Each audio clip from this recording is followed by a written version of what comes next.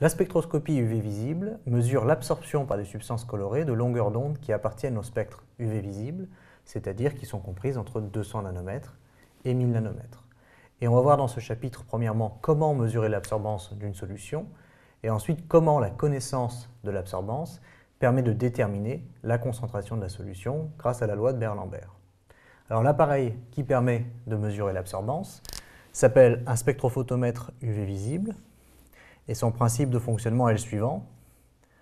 On envoie un faisceau de lumière blanche sur un prisme, et en sortie, on obtient la dispersion de la lumière blanche, c'est-à-dire un arc-en-ciel, et toutes les longueurs d'onde sont séparées. Ensuite, à l'aide d'un miroir rotatif, on sélectionne les différentes longueurs d'onde qui arrivent ici et qui repartent. Ce faisceau de lumière va ensuite traverser une cuve qui contient une solution colorée. Et en sortie, on va avoir un capteur,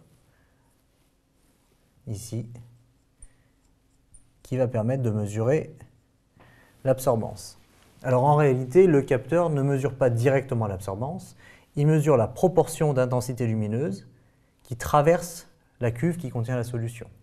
Et donc en fait, il mesure ce qu'on appelle la transmittance, grand T, et celle-ci, elle est mesurée par rapport à une transmittance de référence dans le cas d'une solution transparente et incolore.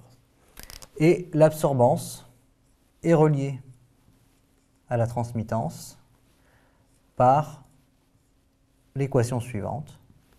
Et donc au final, si on connaît la transmittance, bien entendu, on connaît l'absorbance. Alors ce que l'on va faire, c'est que l'on va faire défiler toutes les longueurs d'onde qui vont traverser la cuve et on va mesurer l'absorbance en fonction de la longueur d'onde. Et ça va nous donner un graphe, comme ceci, avec l'absorbance A et la longueur d'onde, et pourquoi pas, on peut imaginer un graphe qui ressemble à ça, quelque chose du genre en tout cas. Évidemment, si le spectre d'absorbance, ce qui est le nom du graphe, est nul, c'est que la substance est incolore. Sinon, le spectre d'absorbance ressemble à quelque chose comme ceci. Et on voit qu'il y a un maximum ici dans l'absorption avec une absorbance maximale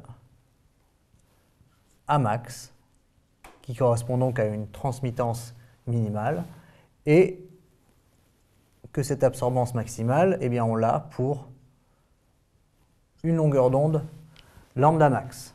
Et c'est ça qui va nous intéresser. Mais à retenir qu'on essaye d'avoir l'absorbance en fonction de la longueur d'onde, et ça s'appelle le spectre d'absorbance.